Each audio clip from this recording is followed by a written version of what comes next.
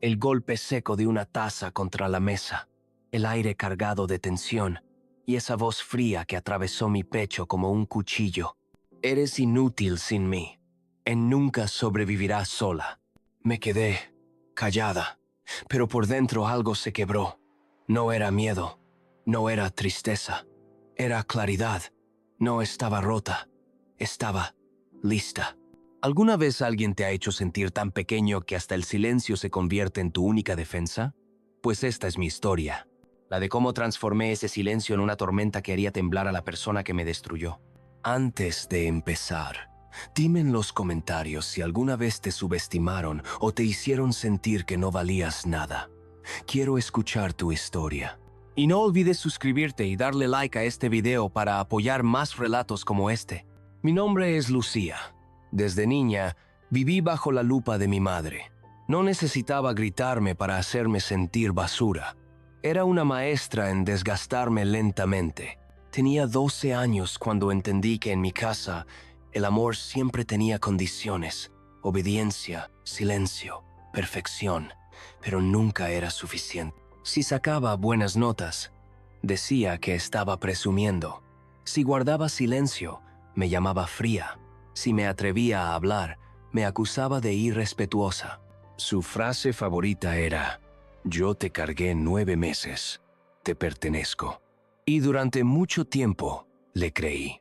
Cuando cumplí 19, ya sabía cómo convertirme en sombra para evitar conflictos, pero ni siquiera eso bastaba.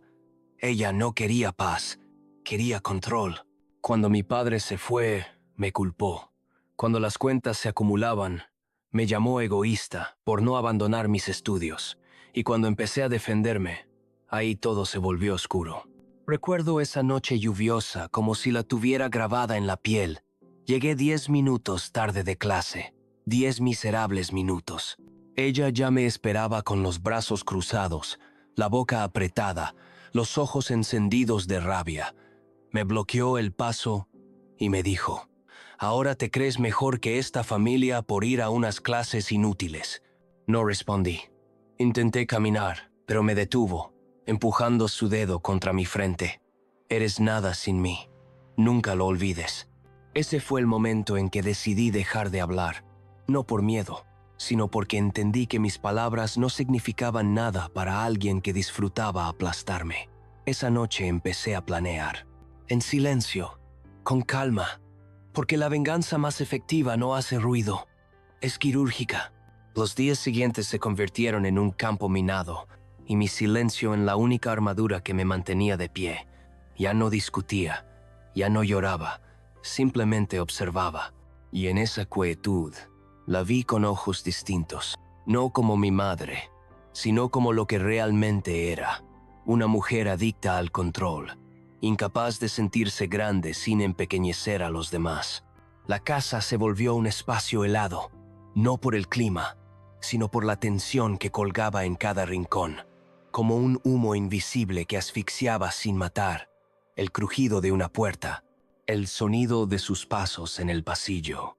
A cada pequeño gesto era un recordatorio de que mi libertad tenía precio, y ese precio era yo.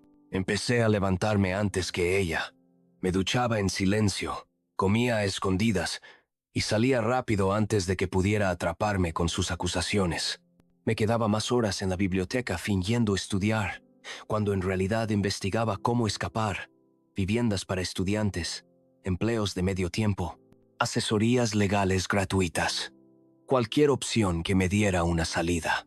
No tenía dinero, ni un plan sólido, pero tenía un objetivo: liberarme. Cada vez que ella escupía que no sería nada sin su ayuda, esas palabras dejaban de doler y se convertían en gasolina. Era como si cada insulto señalara un cartel luminoso en mi mente que decía: estás cerca, sigue avanzando. Una noche irrumpió en mi cuarto sin golpear. Me encontró llenando una solicitud de trabajo en línea. Se rió, a un sonido seco, cargado de desprecio. ¿Tú, trabajando? Nadie te va a cuidar ahí afuera. No contesté. Simplemente giré la pantalla y seguí escribiendo. Eso la enfureció. Me arrebató el papel de la mesa y lo hizo pedazos frente a mí. llamándome desagradecida, recordándome que todo lo que tenía era gracias a ella. La miré directo a los ojos y apenas susurré una palabra. Exacto. Se quedó inmóvil.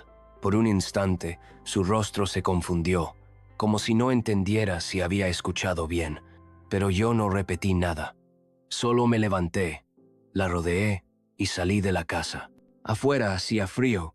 No llevaba abrigo, pero la claridad me calentaba más que cualquier manta. Me senté en la acera, respirando hondo, y por primera vez no sentí miedo. No iba a esperar más por un amor que siempre venía con cadenas. El precio de ese amor era demasiado alto, y yo ya no estaba dispuesta a pagarlo.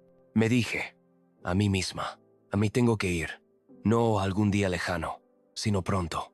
La libertad no llega como un rayo que rompe el cielo, llega como un susurro, lento, casi imperceptible. Después de aquella noche helada en la calle, entendí que ya no podía pedir permiso para vivir, ni a ella, ni a nadie. Así que dejé de anunciar mis pasos. Empecé a recoger pequeños fragmentos de mi vida y a guardarlos en una mochila, una muda de ropa, un cargador viejo, un cuaderno con todas mis contraseñas. Cada objeto guardado era un latido más cerca de la salida. Me sentía como un soldado preparando su kit de guerra, cierre por cierre, respiración por respiración. En la universidad, cambié de pasillos, de rutinas. Observaba más, hablaba menos. Necesitaba aliados, pero no cualquiera. No buscaba frases motivacionales vacías. Necesitaba a alguien que entendiera lo que era vivir en el borde del abismo. Fue entonces cuando lo noté. Diego, siempre silencioso, con su sudadera puesta incluso en verano. Se decía que sus padres lo habían echado de casa y que vivía de sofá en sofá. Nunca hablaba mucho, pero cuando lo hacía, sus palabras eran como cuchillos, directas, precisas. Una tarde en la biblioteca me senté a su lado. No le pedí ayuda, solo susurré entre dientes. ¿Conoces a alguien que rente un cuarto sin hacer demasiadas preguntas? Él no me miró, no se rió. Solo escribió un número en un papel y me lo deslizó como si fuera un secreto de guerra. No llames después de las 9. Ella trabaja de noche, murmuró. Eso fue todo. Ni lástima, ni curiosidad, solo comprensión silenciosa. Mientras tanto, en casa, mi madre afilaba sus métodos. Empezó a cerrar con candado la nevera. Decía que yo era un gasto inútil. Desconectaba el wifi por las noches. Movía mi ropa al garaje alegando que olía a arrogancia. Yo no discutía. Solo abrazaba mi mochila con fuerza, como un paracaídas listo para desplegarse en cualquier momento. Una noche, la escuché al teléfono con mi tía. Decía, creí que es muy listo ahora, pero cuando el mundo lo devore, yo no moveré un dedo para ayudarlo, o que aprenda solo. Me quedé en el pasillo, apretando los puños, sintiendo cómo su voz me golpeaba en el pecho. Pero no lloré, ni siquiera entré en la conversación, solo confirmé lo que ya sabía. No tenía madre, tenía carcelera. Esa misma noche, marqué el número. La voz al otro lado era áspera, gastada por el humo. La renta es barata, no traes problemas, y estamos bien, dijo. Contesté con firmeza. Estaré allí el viernes. La mujer respondió. La puerta nunca está cerrada. El cuarto del fondo es tuyo. Colgué el teléfono y exhalé como si me sacara un peso de años. No era un sueño, no era una amenaza vacía, era un plan. Y esta vez no iba a fallar. No empaqué como quien huye, empaqué como quien avanza. El viernes amaneció con un cielo gris, no tormentoso, no brillante, solo vacío, como si el mundo entero contuviera la respiración esperando mi decisión. Me levanté antes del amanecer, cuando la casa estaba todavía dormida, o fingiendo dormir. Esa semana, mi madre había sido más cruel que nunca, cerrando puertas con violencia, repitiendo que yo era una boca inútil, un espacio desperdiciado.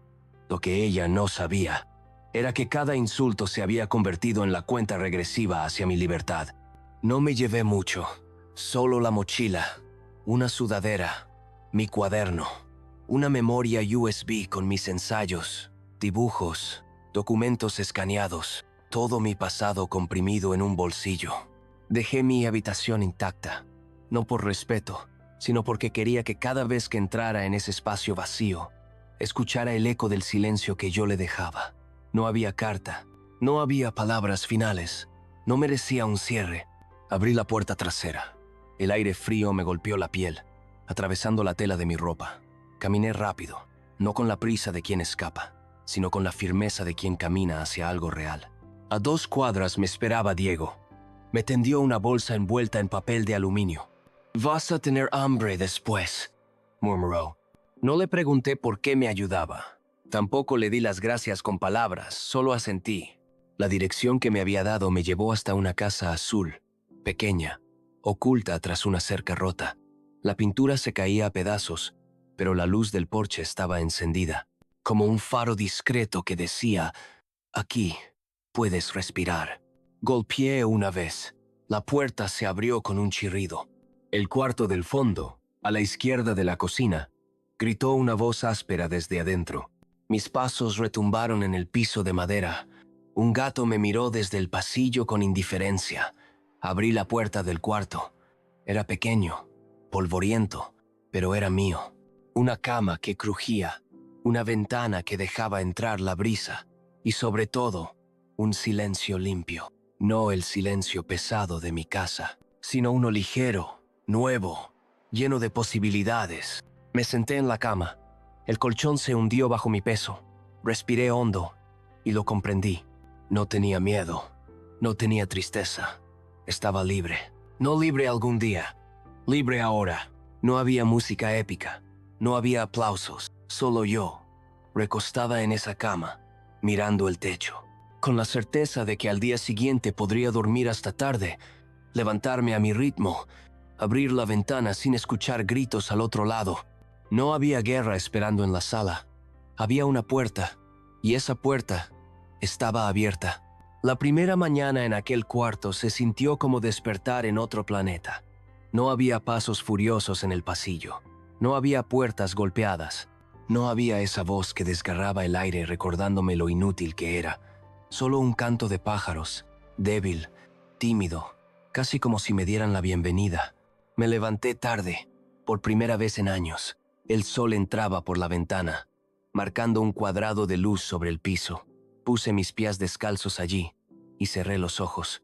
Era tibieza, simple y pura, algo que nunca había notado en mi antigua casa, porque siempre había estado demasiado ocupada esquivando cuchillos verbales. Pero la libertad tiene un precio, y pronto lo descubrí. El teléfono empezó a vibrar una y otra vez. Primero llamadas perdidas, luego mensajes de mi madre. No eran súplicas, eran órdenes envenenadas. ¿Dónde estás? No pienses que puedes sobrevivir sin mí. Eres un parásito. Vuelve antes de que sea peor. Leí cada palabra como si fueran clavos golpeando una madera, y entendí algo. Ella no quería que yo volviera por amor. Quería que volviera porque necesitaba un objeto al cual descargar su veneno. No respondí. Dejé el teléfono boca abajo, pero con cada vibración mi pecho se apretaba, como si la libertad fuera una cuerda floja que en cualquier momento podía romperse. Diego vino a verme esa tarde. Me encontró sentada en el suelo, rodeada de mensajes sin abrir. «Tienes que bloquearla», dijo, con la misma calma de siempre. Lo miré en silencio. No era fácil. Dequear a tu madre suena como arrancarte la piel. Pero al mismo tiempo, ¿acaso ella no me había pedido desaparecer de su vida como regalo de cumpleaños? Respiré hondo y lo hice. Un toque en la pantalla. Silencio absoluto. La casa volvió a respirar conmigo. El gato se subió a mi regazo como si aprobara la decisión. Esa noche cociné un arroz sencillo con lo poco que tenía. El olor llenó la cocina y me hizo sonreír, porque era la primera comida que preparaba solo para mí, sin miedo a que alguien dijera que no servía para nada. Pero la calma era frágil. Sabía que mi madre no se iba a detener. Ella no era de las que aceptaban un no. y aunque yo me sentía dueña de mis pasos por primera vez, la sombra de su voz aún rondaba en mi cabeza. El problema no era escapar de la cárcel, era aprender a no mirar atrás. Los primeros días pensé que el silencio era definitivo, que bloquear a mi madre significaba por fin borrar su sombra de mi vida. Pero estaba equivocada. Ella no se rindió. Nunca lo hacía. Una tarde, mientras regresaba con una bolsa de pan y leche en las manos, vi a lo lejos un auto conocido, el suyo. Estaba estacionado en la esquina de la calle donde ahora vivía. El motor apagado, los vidrios oscuros. Pero yo sabía. Podía sentir esos ojos clavados en mí, incluso desde la distancia. El corazón me golpeó el pecho con fuerza. Me escondí tras un muro y esperé. El auto arrancó lentamente, como un depredador que no tiene prisa, porque sabe que tarde o temprano la presa cometerá un error. No fue solo eso. Empezaron las llamadas a mis tías, a mis primos, a los vecinos. Inventaba historias, decía que yo estaba enferma, perdida. Incluso insinuaba que me había vuelto una delincuente. No buscaba encontrarme, y buscaba arruinar mi nombre, convertirme en un fantasma sospechoso para todos. Una noche, Diego entró corriendo en la casa azul con la cara pálida. «Tu madre estaba preguntando por ti en la tienda del barrio», dijo entre susurros. Me miró como si me hubiera visto esconderte aquí. Sentí un escalofrío. Esa mujer no iba a descansar hasta arrastrarme de vuelta a su infierno. Pero algo cambió en mí. Antes, esas noticias me hubieran destrozado. Me habrían hecho correr a pedir perdón, a suplicar un poco de paz. Ahora no. Ahora sentía algo distinto. Rabia. Una rabia serena, afilada, que me repetía que yo tenía derecho a existir sin su veneno. Esa noche no dormí. Me quedé despierta en la cama escuchando cada crujido de la casa, cada aullido lejano de un perro. Y mientras el gato dormía a mis pies, yo entendí lo que debía hacer. No bastaba con escapar.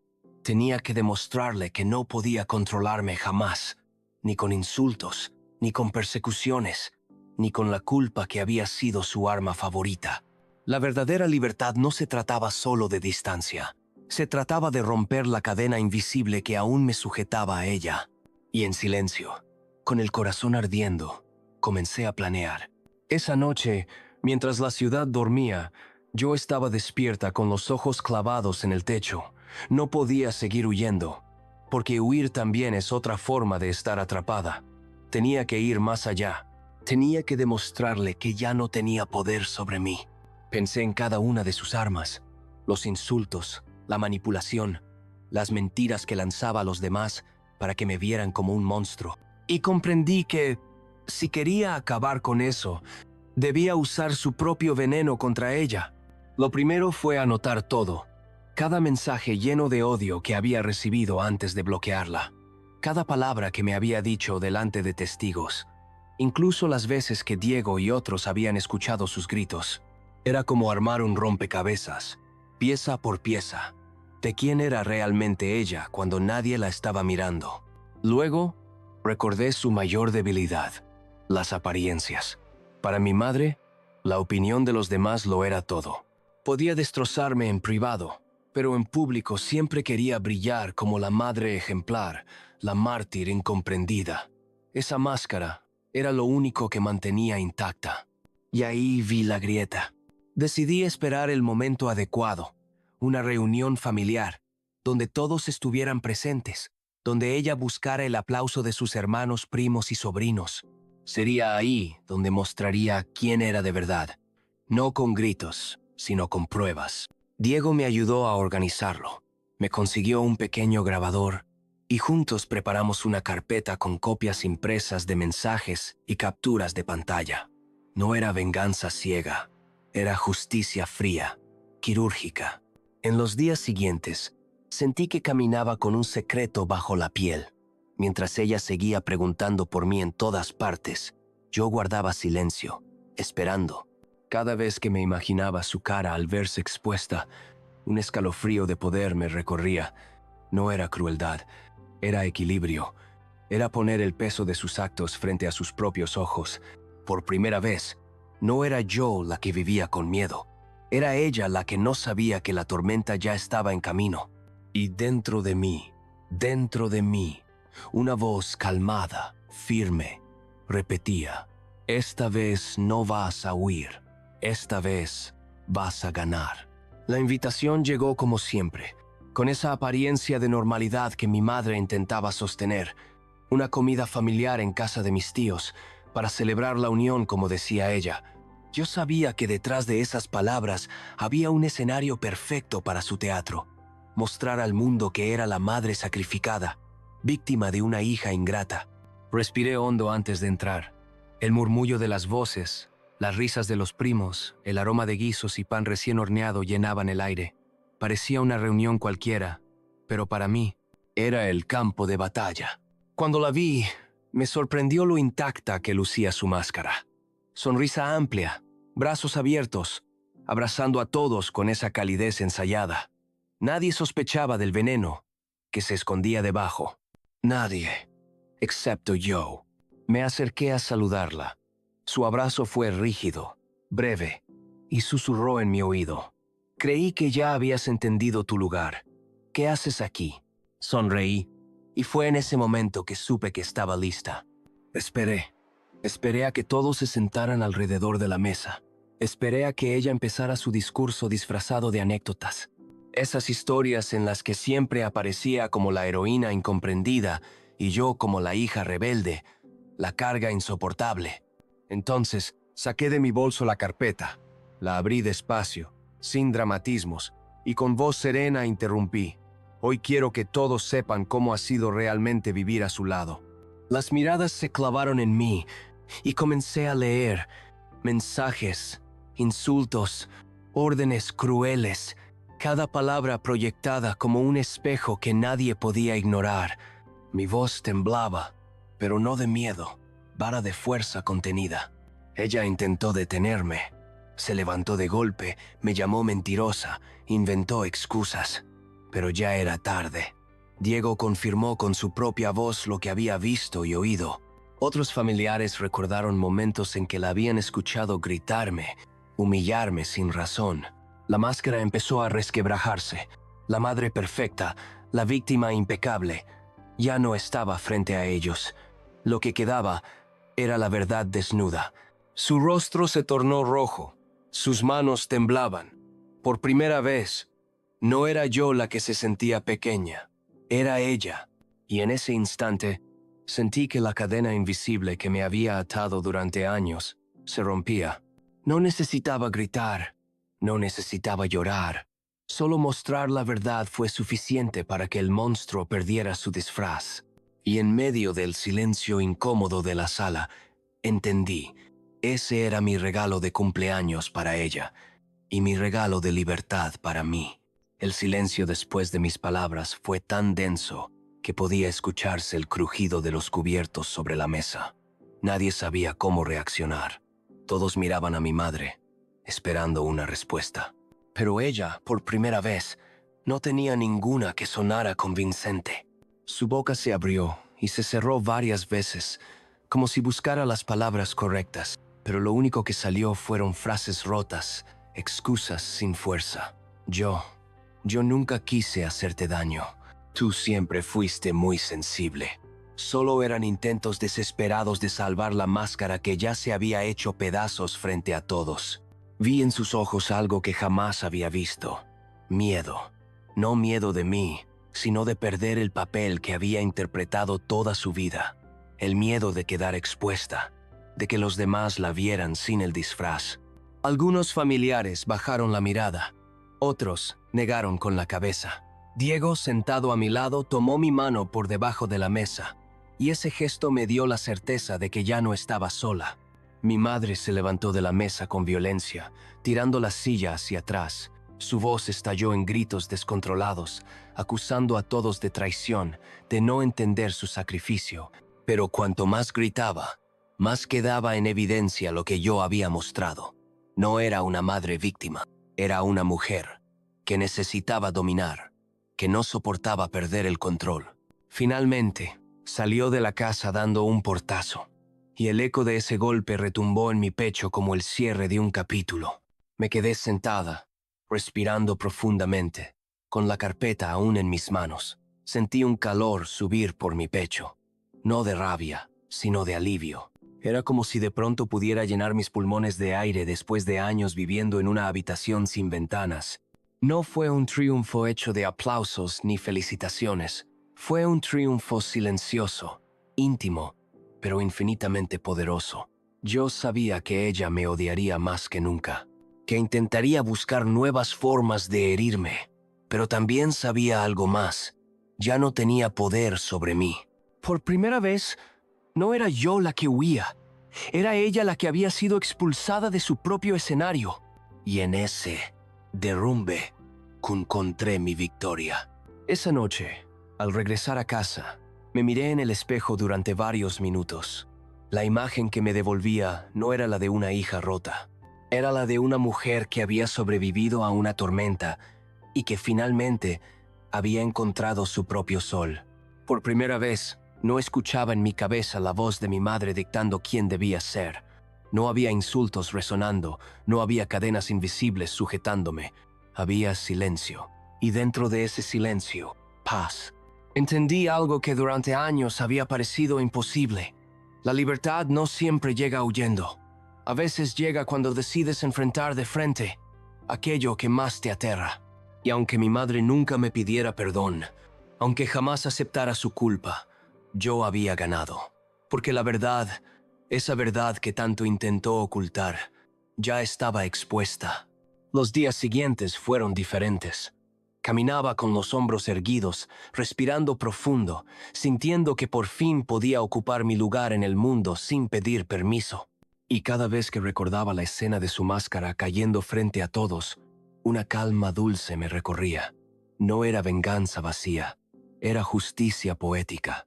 Me prometí a mí misma nunca más dejar que alguien definiera mi valor, nunca más permitir que el amor viniera condicionado por el miedo o el control. Yo había nacido para ser libre, y esa libertad era el regalo que me hice a mí misma. Y ahora, mirando hacia atrás, sé que esta historia no es solo mía. Muchas personas viven atrapadas en cadenas invisibles, hechas de palabras hirientes, de desprecio disfrazado de cariño. Si alguna vez te sentiste pequeño ante alguien que debería haberte protegido, recuerda esto: no estás solo. Y aunque parezca imposible, siempre hay una salida. Siempre hay un camino hacia la verdad y hacia tu propia fuerza. Si esta historia te conmovió, quiero invitarte a que me cuentes en los comentarios. ¿Alguna vez viste una venganza o una justicia tan satisfactoria como esta? Suscríbete al canal para no perderte más historias intensas como esta, y dale like si quieres que sigamos revelando secretos oscuros que merecen ser contados. Tu voz importa aquí, y juntos podemos seguir descubriendo la fuerza que se esconde en las cicatrices.